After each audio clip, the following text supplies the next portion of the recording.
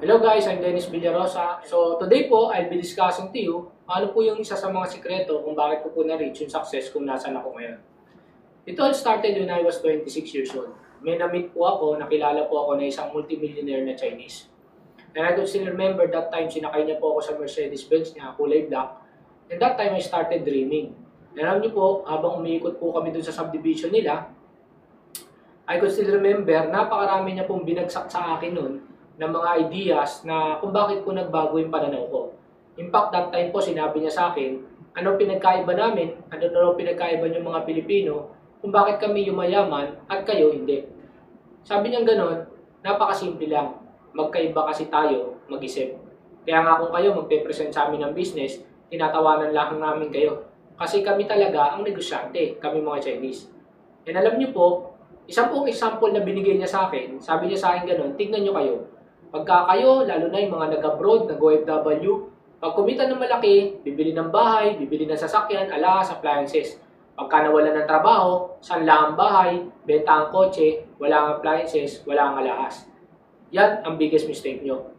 Kami naman mga Chinese, ang gagawin namin, kapag kami nagnegosyo at kumita ng malaki, ang gagawin namin, mag-iipon kami. At yung pera na yon ilalagay namin sa bangko. At yung tubo nun, yun ang ibibili namin ng kotse namin. Kaya may kotse kami, and at the same time, nasa amin yung pera namin. Well, in fact, pag nag-start nga kami ng bahay, ang ginagawa namin, yung second floor, yun ang bahay namin. Yung first floor, yun ang business namin. Kayo, hindi. Yung grande ka agad. Isang buong bahay, bahay agad, walang business. Well, in fact, kami, bago kami bumili ng bahay, ang gagawin namin, bibili muna kami ng mga apartment. Yung kita ng apartment, yun ang ipambibili namin ng bahay. Nasa amin yung bahay, at the same time, nasa amin yung apartment. So kung titignan nyo, yun lang kung binagsak niya na yun, sabi ko, napakalaking bagay na po na yun, na napaka-importante. Well, in fact, isa pa pong sinabi niya sa akin, tignan nyo kayong mga Pilipino. Ang lagi nyo sinasabi, anak, mag-aral ka mabuti kasi ang may papamana ko lang sa'yo, talino. Sabi niya sa akin ganon, iyo, ano gusto mong pamana? Talino o yaman? Ako rin, napaisip ako. Sabi ko, syempre po, yaman. Tama eh. Why? Pag sinabing kuwangko ka, mayaman ka. Pag sinabing ayala ka, kahit anong mangyari, mayaman ka. Sabi niya, imagine niyo, kung titignan mo dati, nung kami, mga Chinese, nagpunta sa Pilipinas, hindi kami nakatapos ng pag-aaral. Kaya wala kaming choice kundi mag-business. Kaya naman, since kayong mga Pilipino nakatapos ng pag-aaral, ang ginawa nyo, naghanap kayo ng trabaho. Ngayon, kung titignan mo, sino nagtatrabaho sa amin? Ang nagtatrabaho sa amin, kayo. Kayo nakatapos, kami hindi. Kami mga negosyante, kayo mga empleyado. Kaya alam niyo po, that time po, nakapokus ako sa engineering, na pag-graduate ko, magmamasteral ako, magdo-doctorate ako. Pero after po lahat ng mga binagsak niya at sinena sa akin, unti-unti po nagbago yung pananaw ko. And in fact, hindi ko po makalimutan yung huling binagsak niya sa akin. Kaya sabi niya sa akin ganon, iyo, kung gusto mong magbago ang buhay mo, gusto mong yaman, umasenso ka, kung merong opportunity na makapag-business ka, then grab this opportunity. Kaya alam niyo po, that time po na nakausap niya po ako, wala pa po ako sa ganitong business. Kaya po nung nakita ko po yung ganitong business, hindi ko po makalimutan yung sinabi niya. Sabi ko, I will grab this opportunity kasi ito yung chance ako na makapag-business, umasensa ang buhay ko at magbago yung buhay ng pamilya ko. And alam niyo po, yung i-share ko po ngayon sa inyo, ilang po ito sa mga bagay na sinare niya, and yung iba po rito, yung research ko na po dahil po nabago niya po yung pananaw ko, sabi niya sa akin, try mo maghanap ng mentor. Eh yun nga lang po, sa isang tricycle driver at jeepney driver na kagaya ko, wala naman akong circle of friends na mayayaman. Sino naman ang magiging mentor ko? And that's the time I started reading Entrepreneur na magazine. Sabi ko, nung binabasa ko po yun, nandun po yung mga totoong stories ng mga totoong tao na nagnegosyo at yumaman. Sila po ang ginawa kong mentor.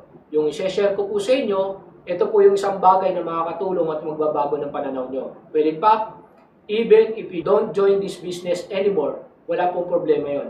Ang importante po, yung mabago ko po yung pananaw nyo, napakalaking bagay na po yun sa akin. Kung paano niya pong binago yung pananaw ko, yun din po yung isang bagay na gusto kong gawin sa inyo today. Sana po, you finish all this video, na mapanood nyo po yung series na to, and ako po kayo on the long run na maging successful kayo, masaya na po ako. So bakit nga po ba marami ang mahirap na Pinoy? Lahat po tayo, umiikot po tayo dito. Sabi niya, kailangan po natin mag-aral, on the long run, magkaroon ng trabaho, and on the long run, kumita ng pera. Sabi niya, kayong mga Pilipino, diyan kayo umiikot. Mag-aaral, magtatrabaho, kumita ng pera. Now, sino nga ba yung kumikita ng pera? Meron mga tao kumikita 4 to 6,000, yan yung mga undergraduate. Meron naman mga tao kumikita 10 to 15,000, yan yung mga professional o graduate. Meron naman mga tao kumikita 30 to 50,000, yan yung mga manager or small-time businessman. Meron naman mga tao kumikita ng 100 to 200,000, yan yung mga presidente, big-time businessman, or mga franchisers. Meron naman mga tao kumikita 500 to 1 million, yan yung mga big-time investors. Now, kung titignan po natin sa Pilipinas, lahat po may qualification. Pero kung walang qualification at ikaw ang papipiliin, magkano ba ang gusto mong kitain, let's face it, lahat naman po siguro tayo ang pipiliin po natin yung pinakamalaki. Kasi alam po natin na kapag kumita po tayo ng ganung kalaki, alam po natin kung ano yung pwede magbago sa buhay natin at sa buhay ng pamilya natin. Yun nga lang po, let's face it, sa Pilipinas meron po talagang qualification. Well, in fact, ang kumikita lang po ng 30 to 50,000, yan yung mga taong graduate ng UP, Lasal, Ateneo, cum laude, summa cum laude, magna cum laude, etc. Kaya nga kung titignan ko dati yung chance ko sa labas, baka hindi po ako kumita ng kinikita ko ngayon. Kasi unang-una po, since self-supporting po ako po nagpaaral sa sarili ko, aminin ko po, marami po akong bagsak. Kasi ang tanging aral ko lang po, yung pumasok po sa school. Paglabas ko po niyan, magtatrabaho na po ako. Pero kung titignan nyo po, I was so thankful sa Diyos na hindi po ako naging matalino at hindi po ako nakatapos ng 5 years at may bagsak po ako. Kasi kung hindi po, baka mas nakita ko po yung chance ako po na maging successful sa pagiging empleyado. And thankful po ako kasi po mas nakita ko po yung chance ako sa business. Lalo na po yung nakita ko at nakausap ko po yung Chinese po na yun na sinasabi ko sa inyo. Now, kung titignan po natin, dalawang paraan para kumita ka ng pera. Sa either mag-empleyado ka or mag-business ka. Na kung titignan po natin, lahat po tayo, hindi naman po tayo pwedeng tumalong kagad sa business. Ang gagawin po natin, mag-empleyado muna tayo, pero dalawang run, saka po tayo mag-business. Now, statistics po, kung pagbabasehan po natin, 80% po ng Pilipinas tumatakbo po on the opposite side. 5% lang po ang tumatakbo sa kabilang side. Kung titignan po natin sa Pilipinas, 80% ng Pilipinas mahirap at mareklamo. 5% lang po ang mayaman. Why? It's because 80% ng Pilipinas estudyante at empleyado. 5% lang po ang negosyante. Kaya nga po noong time po na yung mga kaklase ko po, nag-engineer, ako naman po, I was running on the opposite side, nagbi-business ako, lahat sila tumatawa sa akin. Sabi nila, baliw na ako, sira na ang ulo ko, nagmamadali daw akong yumaman. And sabi ko, ganun, okay lang, tumatawa din ako sa kanila. Why? Kasi alam ko, I was running on the opposite side, iba ang makukuha ko sa makukuha nila. At least alam ko kung saan ako papunta. The question is, ikaw na nanonood dito, saan ka ba tumatakbo? Sa mahirap o sa mayaman? Tandaan niyo po, if you don't do something different, then you won't get something different. Kaya nga, if 1 year, 2 years time, bumalik ako sa mga kakilala ko, kumikita na ako ng malaki, naka-brand new car na ako, it's because I did something different, kaya iba po yung nakuha ko sa nakuha nila. Aminin ko po, up to this date, wala pa pong kaklase ko na nakakaabot po ng tax ng kinikita ko. So, I was so thankful na nag-open mind po ako sa ganitong business. So, sa iyo po, again, if you don't do something different, you won't get something different. Kaya, isipin mo munang mabuti kung saan ka tumatakbo at saan ka dapat tumatakbo.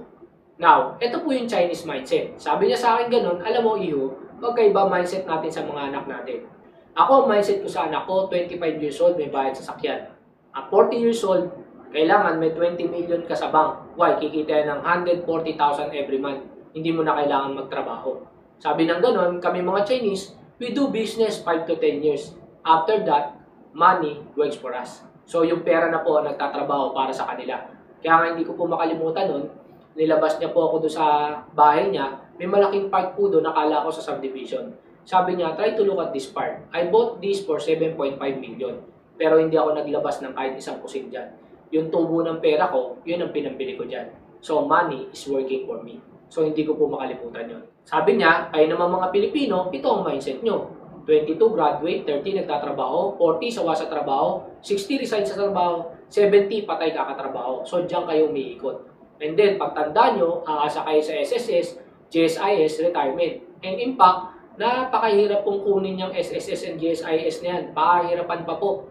And sabi niya ganun, pag overage na kayo, hindi na kayo matanggap sa trabaho, ang gagawin nyo, mag-abroad. So, you work for money, for life. Hanggat malakas kayo, nagtatrabaho kayo sa pera. Yan ang mindset nyo. Now, sabi ganun, Chinese mindset, 25 years old, may house and lot plus car. Now, tignan po natin kung makakabili ka ng kotse mo. Ang pinag-uusapan po natin dito, kotse, hindi SUV. Now, unang-una po, down payment and insurance, papalo ka na ng around 100,000 po dyan. Now, pagpalagay natin, libre na yung down, huwag mo nang problemahin yan. Pagpalagay po natin na ikaw mismo ngayon, kumikita ka na kagad ng 30,000. So, lahat po kayo na nanonood ng video na to, ipopromote ko na po kayo, 30,000 per month na po kayo. The question is, makakabili ka ba ng kotse mo? Now, punta ka po sa kasa, mag-inquire ka para malaman mo. Kung 3 years mo po uhulugan, 21,000 po ang babayaran mo monthly. Kung 4 years mo po uhulugan, 17,000 per month ang babayaran mo. Ang gastos mo po sa gas, 12,000. That is, nung mura pa po ang gas. Now, tatanungin ka po, maintenance.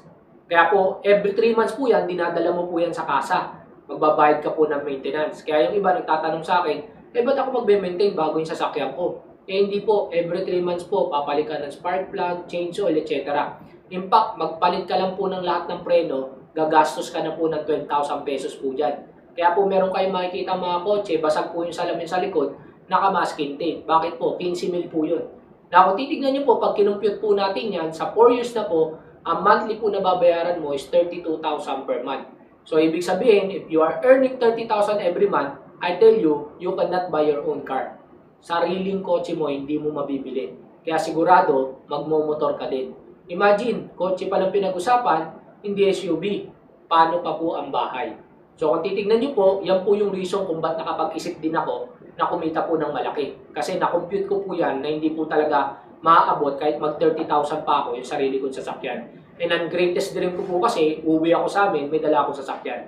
And hindi po lahat nangyari yun kung kumita lang po ako ng 30,000 or less.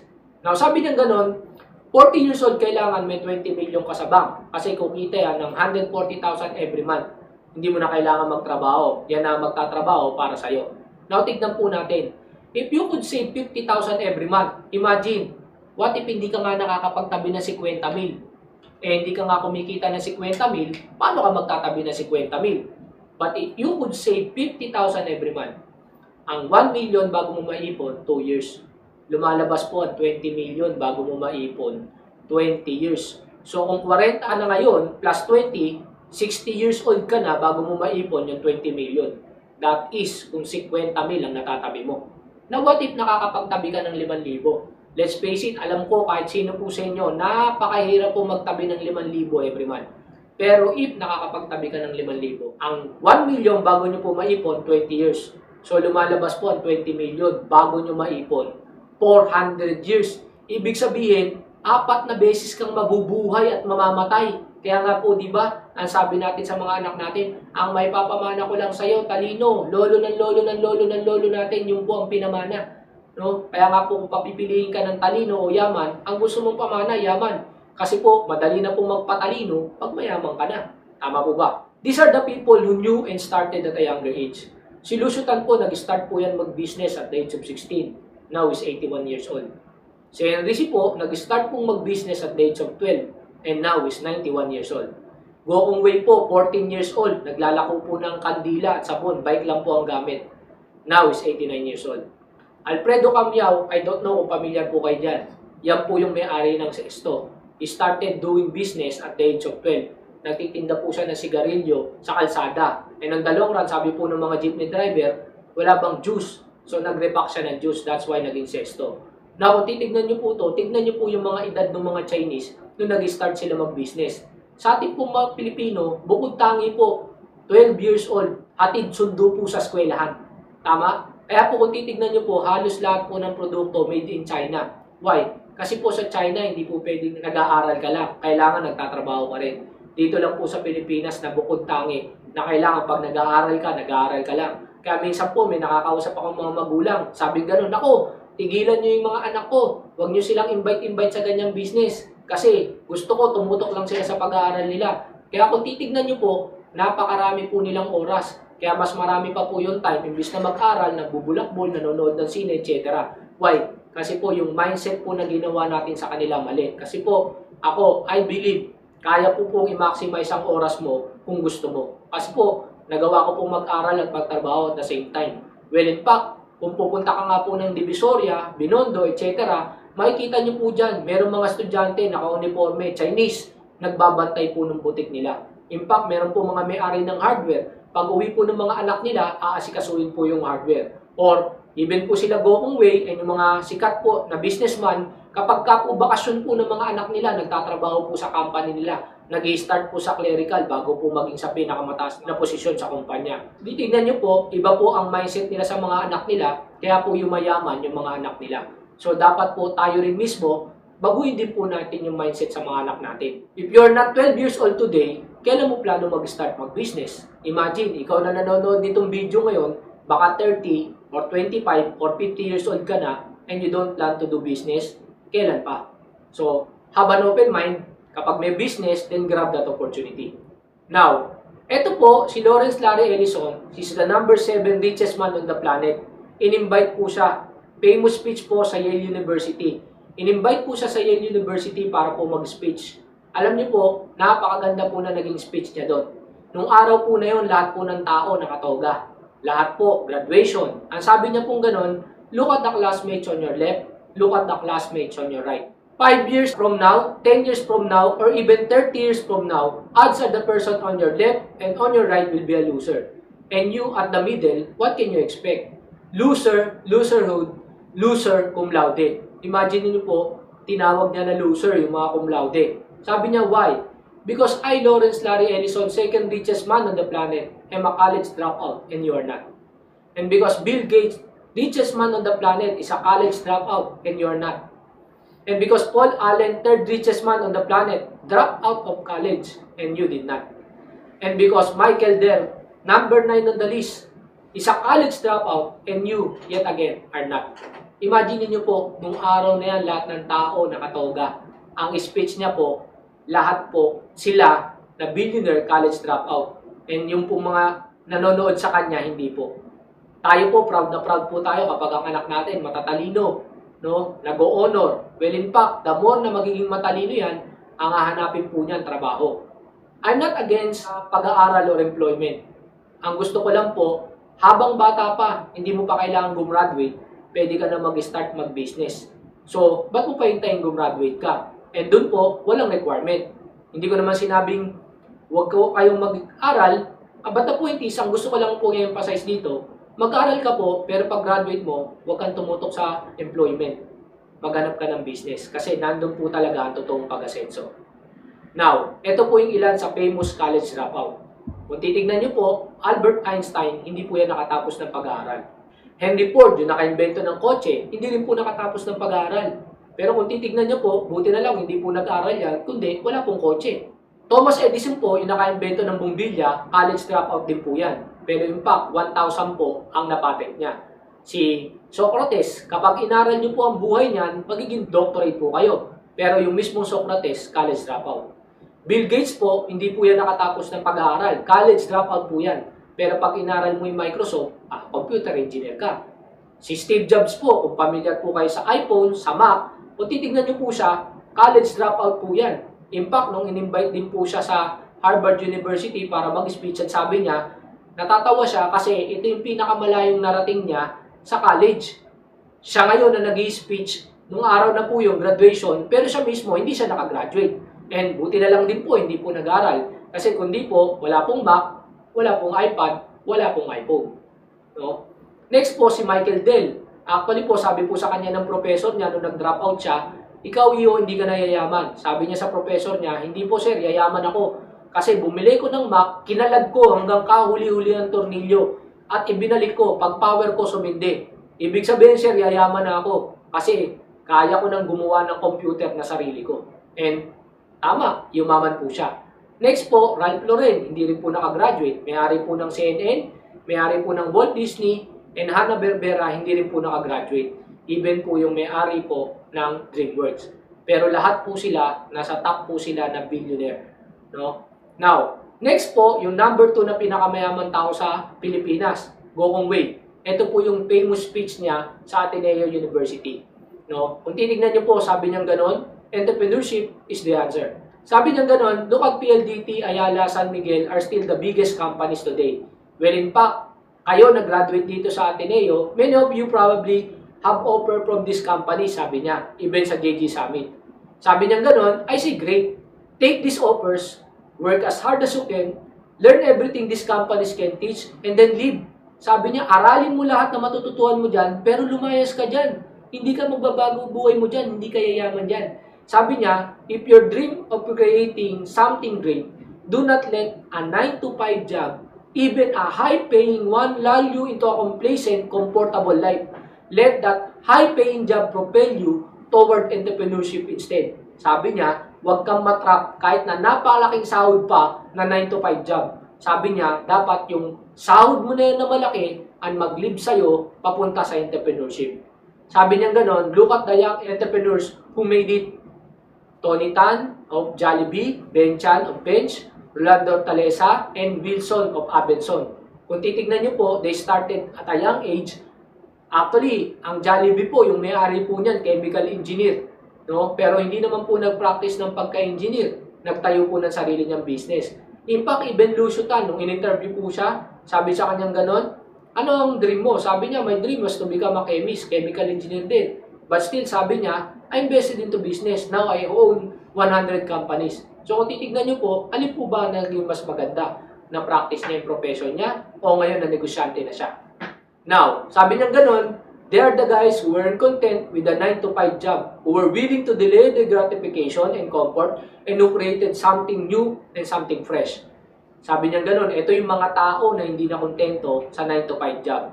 Kaya ikaw na nanonood nito at laging close-minded ka or sarado ang utak mo, if you're working on the 9 to 5 job, guys, yung mga nag-share po at yung mga binanggit ko po was mga taong, let's face it, they are very popular, they are very rich.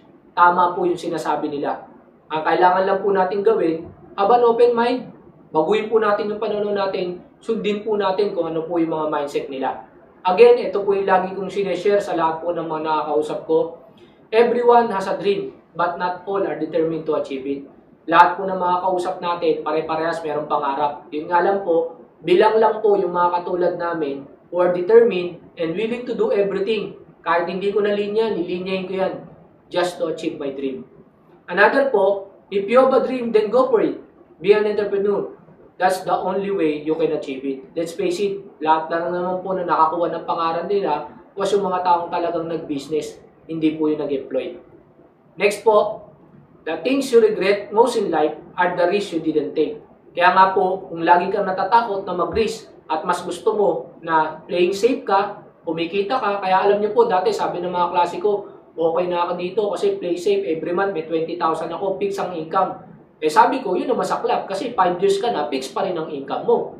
Yun naman na nagustuhan ko sa business. Oo, mag-i-start ako, hindi 10,000, baka 1,000, 3,000. Pero I tell you, 1 year, 2 years from now, yung tax ko, hindi mo kikitain. In fact, aminin ko po sa inyo, yung 30 years po na magtatrabaho yung mga friends ko sa mga classmate ko, yung kinita ko po dito sa loob ng 5 taon, hindi po nila kayang kitain. Actually, meron po akong nabasa noon na in-interview na 100 katao na nasa 60 years old na sila. Nung in-interview sila, tinanong sila, kung ibabalik ka nung time na bata ka pa, ano ang gagawin mo? Sabi niya, number 1 na gagawin ko, iko-correct ko lahat ng mali na nagawa ko. Number 2, gagawa ako ng bagay na hindi makakalimutan ng kahit sino. Makakapag-iwan ako ng legacy. Number 3, sabi niya, magiging more risky ako. Now, guys, kung titignan niyo po, yan po yung nabasa ko kung bakit ako pumasok sa ganitong business. Why?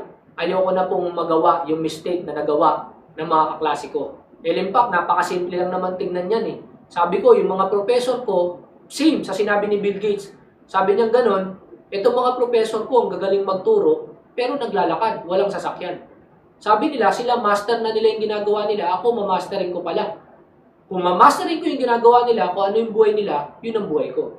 So, I want to correct my mistake hanggat mas maaga.